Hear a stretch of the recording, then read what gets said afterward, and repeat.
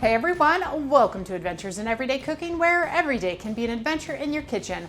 My name is Heather, and today is a much requested video. There are so many people who have requested this video that I can't even mention all of you. We are going to pit the multi-cooker from Pampered Chef against a regular sous vide machine in a ribeye battle. Dun dun dun. Yes, we're gonna see how they do against each other.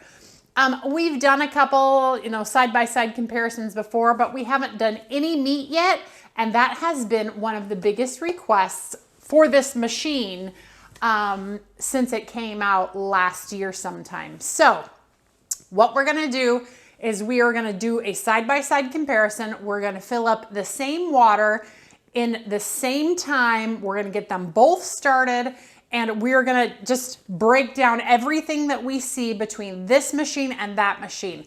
Now, I will tell you that I have done my own kind of test outside of video on this, and I don't know how this is going to turn out. And I say that because, well, you'll see. I'm going to talk about it, and you're going to see some pros, you're going to see some cons, and just you get to make your own decision. But this has been so requested, and I'm so sorry it's taken me so long to do it, but I just didn't want to speak badly about any machine, if that makes any sense. I just wanted to give you the facts and let you make the best decision that you can for you and your family and your sous vide adventure. So if you are ready, let's get this thing started. Okay, so the first thing we're gonna do is we're gonna get our machine started and warming up, because this one takes upwards of 30 minutes to warm up, whereas this one, it will warm up as per the temperature of water that you put in. I'm gonna put the exact temperature water in both of these, so that will not be a factor at all, but I wanna show you the difference between when this one comes to temperature and when that one comes to temperature. So let's go ahead and get started here. All right, and now the multi-cooker. Now we're only going to fill it up to the halfway mark. Okay, lid's on. This is on. So as you can see here, this water is starting at about 106 degrees. So I'm gonna go ahead and get the Anova started, which I'm gonna use my app, and I'm gonna program it to about 125 and set the timer for 2 hours. And that's gonna go ahead and start up by itself. There we go, that's all ready to go. And this app will notify me when it comes to temperature. So we'll just leave it right there, okay? And then over here with the multi-cooker, we're gonna make sure it's on sous vide. 125 for 2 hours and start. Okay, so both have been started within 15 seconds of each other.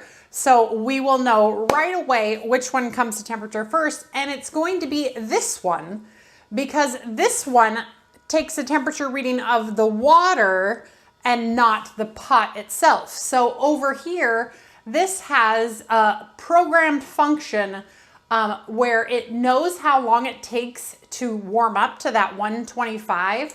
And so this takes about 25 to 30 minutes, regardless of what temperature water you put into it. Also, 2 containers of water fit into this. This is a 7-liter container right here, and 6.5 liters fit into this one, whereas only a gallon of water, about less than a gallon of water, fit into here, which means the amount of food I can put into this machine is far less than the amount of food that I can put into this machine, because I can use any pot that I want. So you can use a much larger pot, and I have to do that turkey. If you saw that video, I did a turkey. That's 2 pros, I guess, for a immersion circulator like Anova that will fit on any pot of your choice. And when you put the water inside, you also get that temperature immediately. So I don't have to wait for 35 minutes before I begin cooking, because I'm less than 10 degrees away from my cooking temperature. So for these ribeyes, we are going to salt them very well. Our seasoning, I'm gonna use wood-fired garlic today from Kinder's.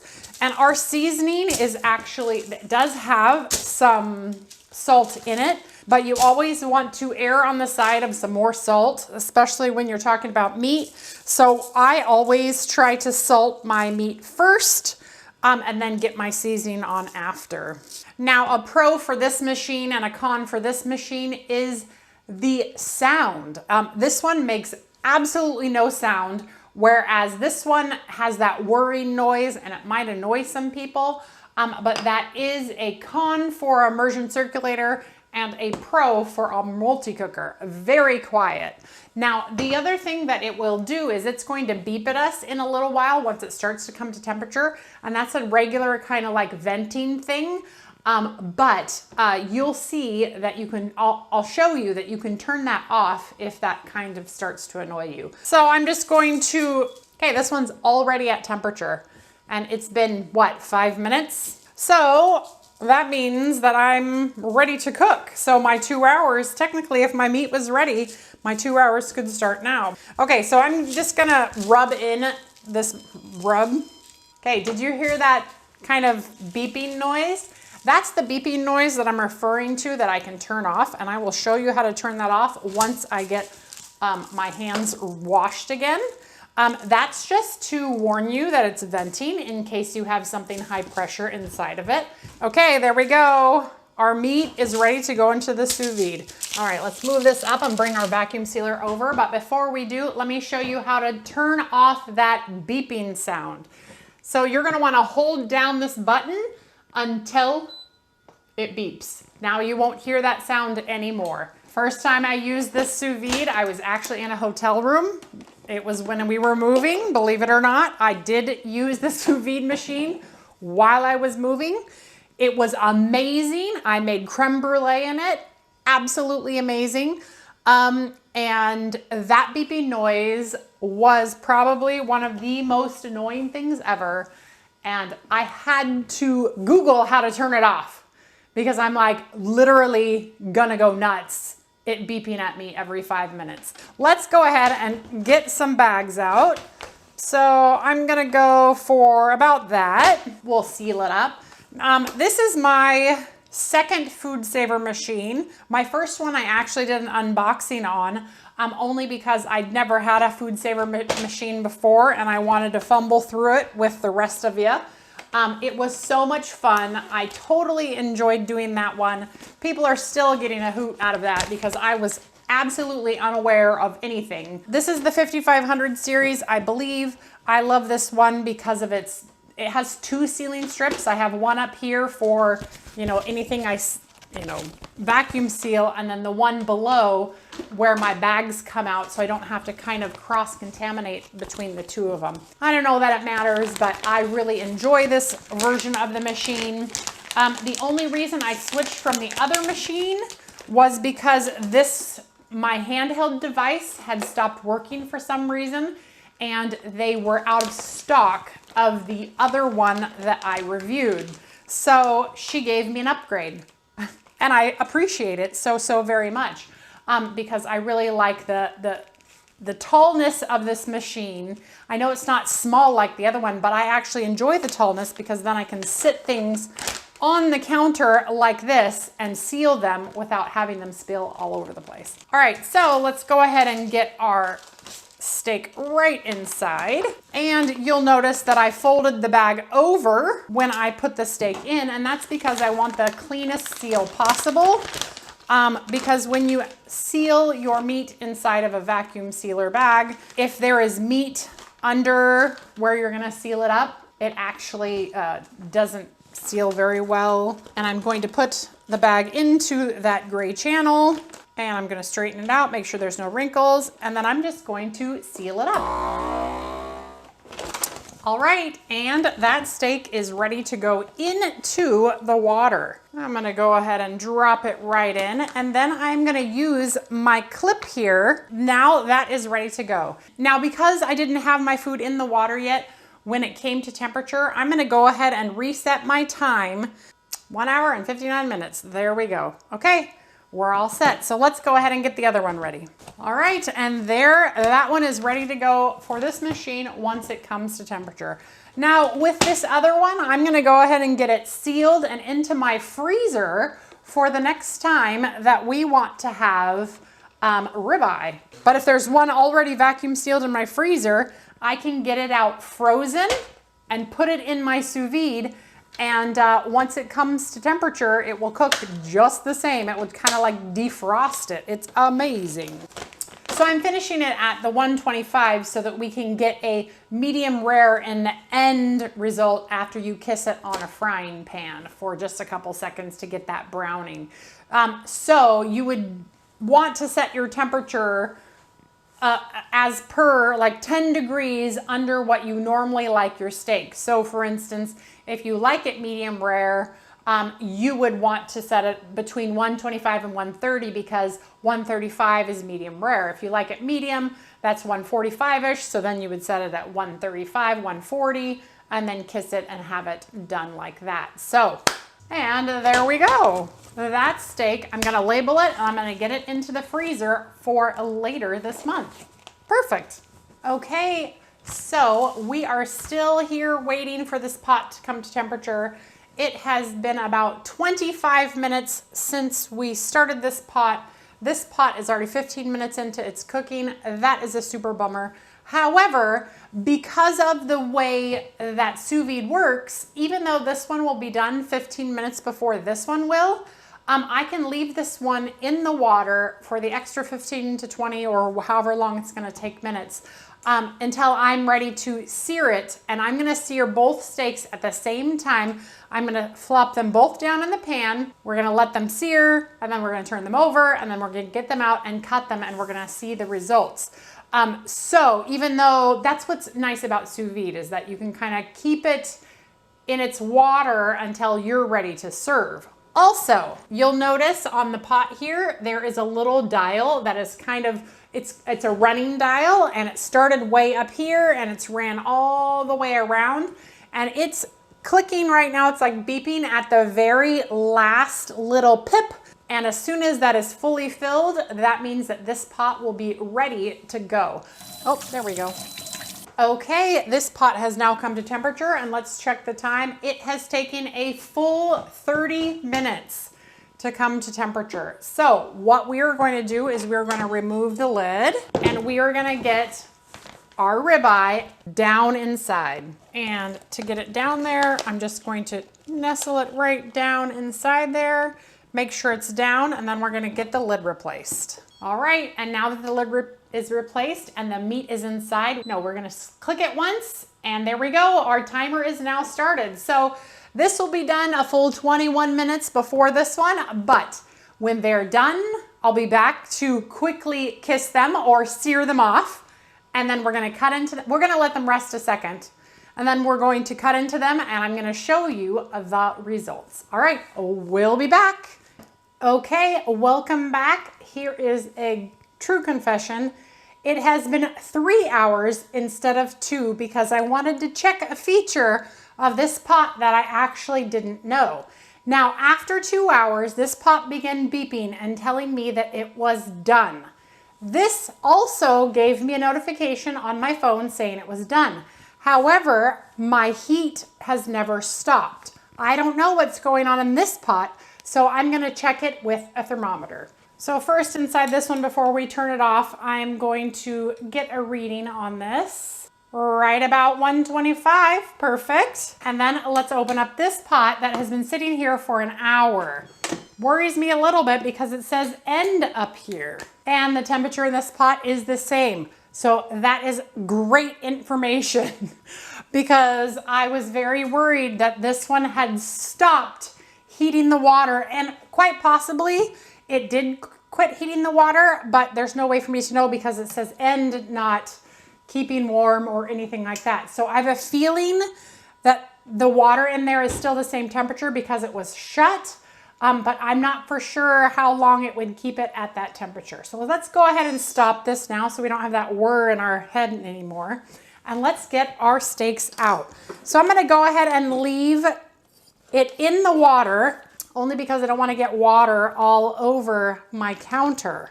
So I'm going to actually clip it to the side of the bag, and I'm just going to get it out with some tongs so that we can see what we have in here. So here is our Anova Sous Vide steak. Looks fantastic. It's perfectly rare right now. It is just cooked just enough that it can be considered rare because it's right about the 130 mark. And we're going to cut off this one, take our meat out of that one, and again, this looks identical. Looking between the two, you cannot see a difference between either of those. Both of them look identical to each other. So that is great news. Okay, let's get our searing ready. So I'm gonna turn this on medium high, and we're gonna get that butter melted, and we are gonna kiss these just a moment. I'm gonna kiss them both in the pan at the exact same time because I want to know. I don't want any element of error on my part. You know what I'm saying? And I'm gonna lay these steaks in simultaneously with my hands just so that they both go in at the same time. Here we go, going down. All right, I'm excited. And basically we're just getting some color on that. So we want them to really get some color on the bottom of them, and then we're gonna flip them over and get some color on the other side. And again, I'm gonna get another pair of tongs so I can flip them at the same time. Okay, here we go. We're gonna turn them over. I'm so excited. It's silly how excited I get about this because I am genuinely curious about if the Pampered Chef Sous Vide function will perform like the regular immersion circulators. Okay, let's check the bottom. We definitely don't want to overcook it at all. I think that's good. Out they come. Booyah! Wow. Let's get this off so we don't burn anything. Let's get some close-ups. Okay, this is the one out of the Anova.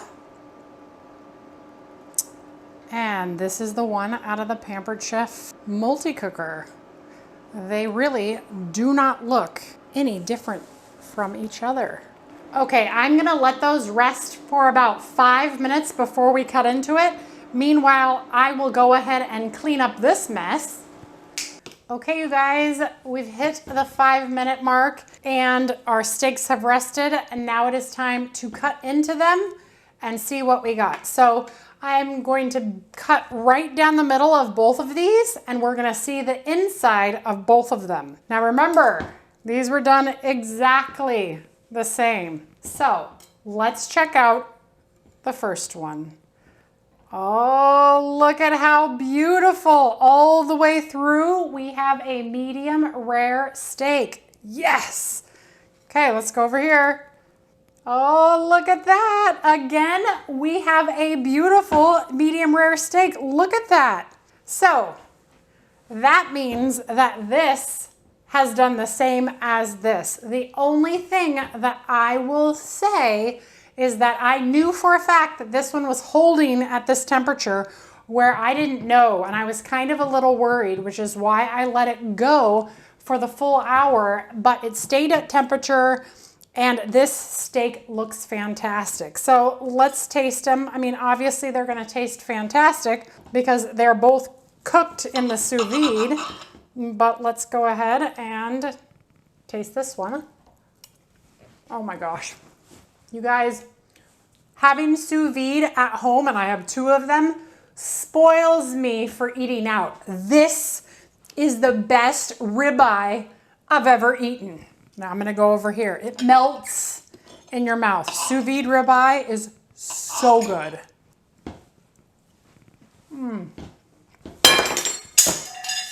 That was a mic drop, but instead it was a knife drop.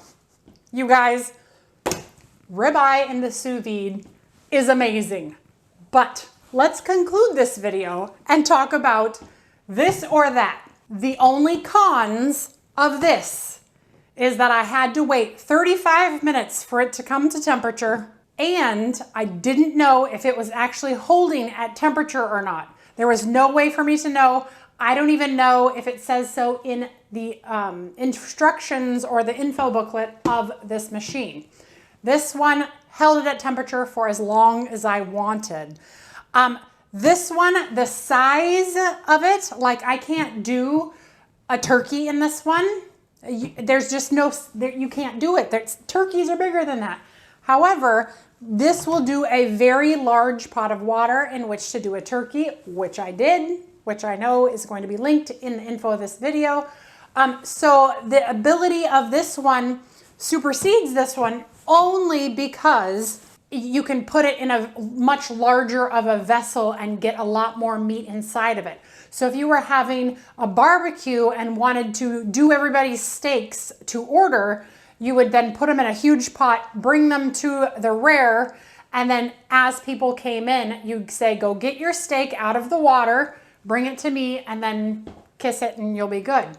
Whereas this one probably would do only about 4 steaks before that was it. That was all the steaks that you could do. So size and time, if you have already an immersion circulator, you don't need a multi-cooker that has the sous vide function. However, here is where the multi-cooker beats out the immersion circulator. This can slow cook, pressure cook, steam, sanitize, do beans, do rice, yogurt, the whole works. This does so much, whereas this just circulates water. So if you are in the market for a sous vide machine and you're only going to be cooking for 4 people-ish and you'd like a multitasking tool, this guy is your go-to. If you're looking to do sous vide for a larger crowd, definitely go with an immersion circulator like this, like the Anova. It will definitely do a lot more. But if you have a multi-cooker already, this is good news. This is a good news video. Your meat will turn out just as awesome as the Anova circulator. So, all right, you guys, well, did you enjoy that comparison between this and that? Which one did you think was gonna win? I actually thought that this was going to win. I'm sorry, I did. Because I just didn't know that it could do what this does. And you guys, it's a tie.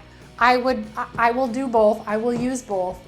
They're both amazing. If you enjoyed that video, give it a like, share it with your friends, and subscribe to my channel. I do videos several times a week, and I'm always comparing this or that. So if you have some ideas and you want me to see this versus that, or how you method cook something else, we've done that before, leave it in the comments. Otherwise, you guys, I'm gonna get off here. I'm gonna serve these for dinner, and we are gonna have a fantastic ribeye steak cooked in the sous vide. All right, you guys, we'll see you on the next adventure. Bye.